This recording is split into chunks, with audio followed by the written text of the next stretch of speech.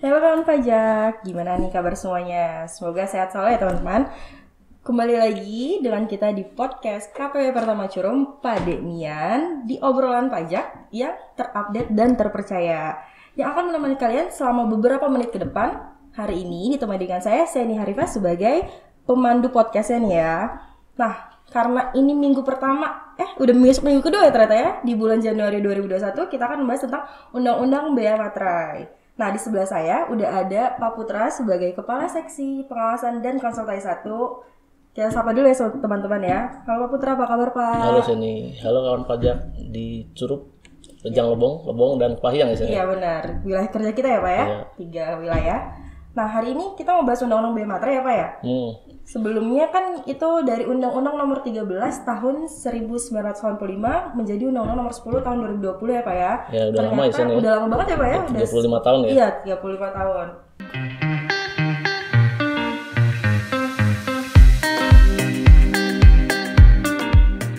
Oke, tadi kita udah tahu nih ya Pak, Undang-Undang Bea Materai berubah nih ya Pak ya, dari Undang-Undang Nomor 13 ke Undang-Undang Nomor 10. Ya. Nah, mungkin banyak yang belum tahu nih Pak, Bea Materai itu apa sih Pak?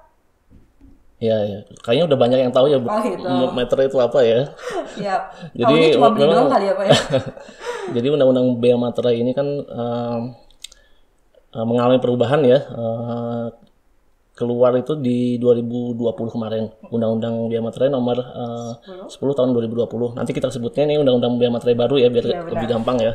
Nanti kan sudah baru mengalami perubahan sekali doang nih sejak tahun 1985. Ini sudah sangat lama ya, 35 tahun. Ya. Sementara undang-undang lain seperti KUP, PPN itu sudah mengalami beberapa kali perubahan ya. Nah, kalau bea materai sendiri itu kan pajak atas dokumen ya. Dokumen itu apa? Kalau di undang-undang bea materai yang baru ini, dokumen itu lebih menjelaskan ke sesuatu yang ditulis atau tulisan dalam bentuk tulisan tangan, cetakan atau elektronik yang dapat dipakai sebagai alat bukti atau keterangan. Ini yang pengertian dokumen di undang-undang baru ini. Sementara di undang-undang yang lama itu hanya terbatas pada dokumen itu yang ditulis atau tulisan, karena seperti kita tahu ya tahun 85 kan memang Tidak ada elektronik tuh belum elektronik ya, ya. Itu lebih ke situ sih. Di samping perubahan tarif segala macam ya. Benar. Ngomongin tentang dokumen nih Pak ya. Surat cinta masuk dokumen nggak tuh Pak? Kan ditulis tangan juga tuh Pak. Mungkin buat arsip kali ya, arsip pribadi kali. Arsip pribadi ya Pak. Buat anak-anak kali ya, Iya, penyontek. Nah, itu tuh juga udah menjelaskan berarti Undang-Undang Bea Materai itu atas dokumen ya Pak ya. Iya. Nah, kalau boleh spesifik lagi nih Pak, objeknya apa aja tuh Pak? Dokumen atas apa aja tuh Pak? Ya, kalau di Undang-Undang Bea Materai yang baru ini, karena lebih mencakup tidak hanya ke tulisan tangan, karena kan proses bisnis kita kan berubah ya. Benar. Dari yang tadinya manual, kita ya kayak belanja atau tagihan untuk kredit kan sudah otomatis semua ya. Iya benar. Bisa login ya Pak ya? Betul. Nah, objeknya apa? Kalau di Undang-Undang Bea Materai yang baru ini, yang ada dua ya, secara garis besar ya. Jadi dokumen yang bersifat perdata dan juga dokumen yang menjelaskan tentang jumlah nominal uang di atas 5 juta. Jadi dokumen yang bersifat perdata itu apa? Ada surat perjanjian, surat keterangan, surat pernyataan, akta notaris, akta pejabat PPAT ya. Kemudian surat berharga, kemudian dokumen transaksi, dokumen lelang. Itu yang terkait dengan perdata. Terus yang kedua tadi yang saya sebutkan terkait dengan dokumen yang menyertakan uang nominal di atas 5 juta ya. Jadi kalau di Undang-Undang Bea Materai sebelumnya, seperti yang saya tahu kan tarif itu kan ada dua ya, 3.000 dan 6.000 ya. Jadi yang di atas 250.000 sampai dengan 1 juta itu kan 3.000 kalau yang dulu ya. Kalau yang terus yang 6.000 ini kan di atas 1 juta ya. Nah, sekarang batasannya dia agak lebih diperluas lagi ya. Jadi di atas 5 juta baru terutang 10.000 ya, 10.000 single tarif ya yang sekarang ini ya. Gitu. Berarti gitu ya teman-teman ya. Jadi dulu ada 2 tarif, 3.000 dan 6.000. Sekarang cuma ada 1 tarif yaitu 10.000 dan nominal uangnya pun semakin range-nya semakin besar ya Pak ya? Ya, itu sebenarnya latar belakang dari terbitnya Undang-Undang Bea Materai ini kan selain proses bisnis yang sudah semakin kompleks ya. Benar. Terus yang kedua juga ini terkait dengan kemudahan, kesederhanaan, efektivitas. Jadi kita pakainya single tarif. Nah, kenapa 10.000? Kenapa nggak berapa Iya. misalnya ya? Kenapa 10.000? 9.000 gitu ya Pak? Kalau ya latar belakangnya kita lebih berpihak kepada masyarakat luas dan terutama yang UMKM ya, karena kan 10.000 ini dinilai tidak terlalu tinggi, dan juga nih kita juga melihat tarifnya kan di atas 5 juta sekarang ya, jadi yang Iya, benar. transaksi misal di bawah 5 juta nih Belum tidak terutang. tidak terutang bea materai ya Pak ya. Nah, ngomongin terutang bea materai nih Pak ya. Jadi saya mau nanya, ada saat terutang dan pihak yang terutang bea materai. Kira-kira nih Pak, apakah semua pihak terutang bea materai Pak? Ya, jadi kalau di Undang-Undang Bea Materai yang baru ini, saat terutang itu pada saat dokumen itu dibubuhi untuk tanda tangan ya. Kemudian ada juga dokumen yang selesai dibuat, itu juga terutang, itu khususnya untuk yang surat berharga. Kemudian juga ada dokumen yang diserahkan pada saat diserahkan kepada pihak untuk siapa dokumen tersebut dibuat. Kemudian bentuknya kayak dokumen yang diajukan ke pengadilan itu juga terutang bea materai. Kemudian dokumen yang digunakan di Indonesia, misalnya ada dokumen yang di luar negeri yang kemudian Digunakan di Indonesia. digunakan di Indonesia, terutama untuk misalnya untuk ke proses pengadilan misalnya itu terutang bea materai. Oh gitu ya Pak ya. Berarti dokumen yang tadinya tidak untuk di pengadilan gitu ya, tidak untuk digunakan sebagai bukti di pengadilan, kalau ini dijadikan bukti di pengadilan berarti harus terutang bea materai ya Pak ya. Nah, udah ngomongin terutang nih Pak, siapa sih Pak yang bea materai kira-kira nih kalau saya beli bea materai kayak saya beli materai, yang terutang itu siapa Pak kira-kira? Ya kalau siapa yang pihak yang terutangnya berarti ya. Yang di Undang-Undang Bea Materai yang baru ini dijelaskan bahwa pihak yang terutang itu ada dua ya. Pertama, dokumen yang dibuat sepihak itu terutang oleh pihak yang menerima dokumen. Kemudian yang kedua, dokumen yang dibuat dua pihak atau lebih itu terutang oleh masing-masing pihak. Jadi kalau ada dokumen perjanjian antara dua pihak kan dua pihak tuh Pak. Berarti masing-masing pihak terutang bea materai gitu ya Pak ya. Benar ya Pak. Nah, udah ngomongin terutang udah. Sekarang kita mau ngomongin tadi materai ada dua ya Pak ya. Dulu ada dua materai 3.000 6.000. Sekarang cuma ada satu tarif ya 10.000 ya Pak ya. Ternyata setelah saya baca ada juga materai elektronik nih Pak. Kira-kira materai bedanya nih Pak, materai tempel dan materai elektronik itu apa Pak? Ya, jadi di undang-undang yang baru ini di pasal 13, 14, 15 ini materai itu dibedakan menjadi 3 ya, materai tempel, ada materai elektronik, ada yang bentuk lain. Sebenarnya yang bentuk lain ini sudah kita kenal mungkin sekitar tahun 2000 ya.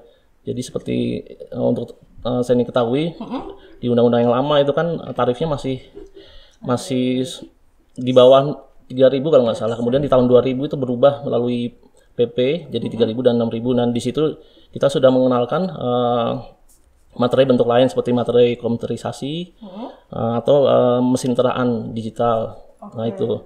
Kemudian secara spesifik di Undang-Undang Bea Materai yang baru ini dibedakan menjadi 3 nih. Materai tempel tadi yang 10.000. Kemudian yang kedua materai bentuk lain, materai elektronik ya. Nah, materai elektronik ini jadi dia ada semacam kode unik. Nah, untuk lebih jelasnya ini nanti ada PMK tersendiri karena ini masih baru di kita. Nanti masih nunggu PMK-nya keluar, tapi yang pasti dia mengandung kode unik tertentu. Gitu. Kemudian yang ketiga yang tadi saya bilang materai bentuk lain ya, itu materai komputerisasi, kemudian terkait dengan mesin teraan materai ya itu. Berarti ternyata ada 3 ya Pak ya? Ada 3. Ada materai tempel, materai elektronik dan materai bentuk lain. Nah tadi kan udah ngomongin pihak yang terutang, terus bentuk materai nih Pak udah.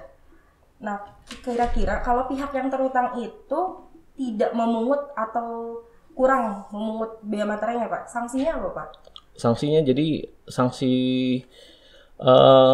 jadi misalnya pada saat di pengadilan misalnya belum terutang bea materai itu kan ada namanya pemateraian kemudian.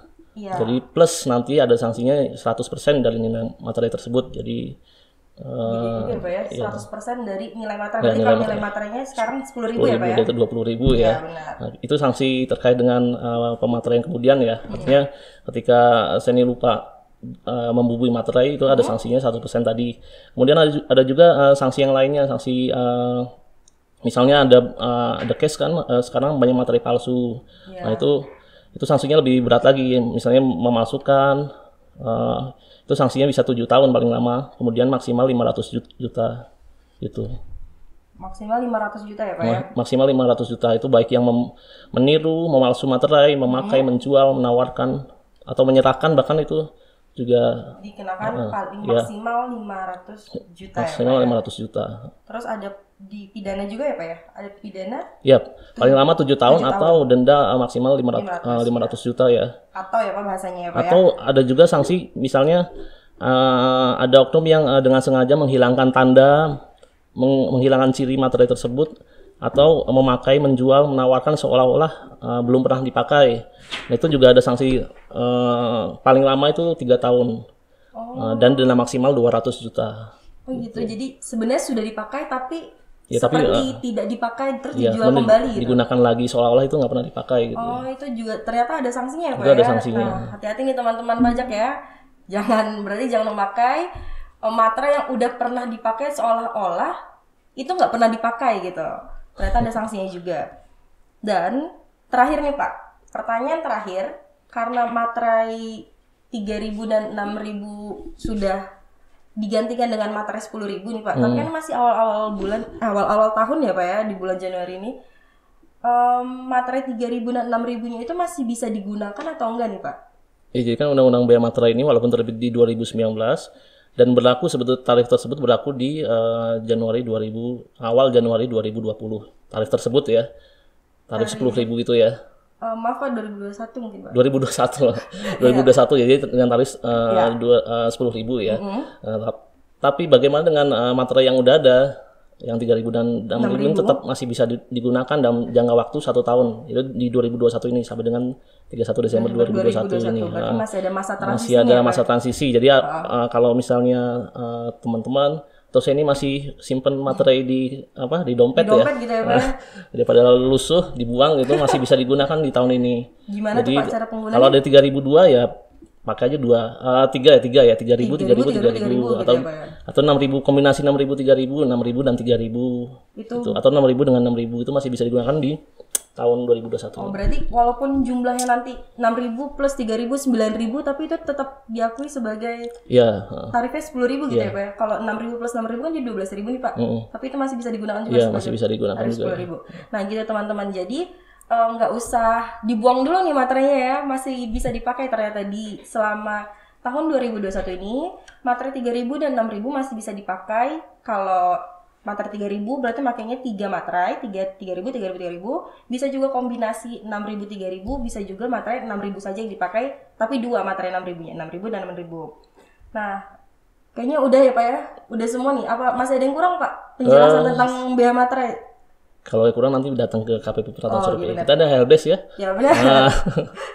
Inilah kepala seksi, kepala seksi langsung 1 itu untuk biasa konsultasi wajib pajak di helpdesk. Lebih lanjutnya bisa datang ke KPP Pratama Curup. Free ya. Free. Tanpa dipungut biaya ya teman-teman ya. Jadi kalau ada yang minta biaya itu bilang aja kan free, bilang aja gitu ya.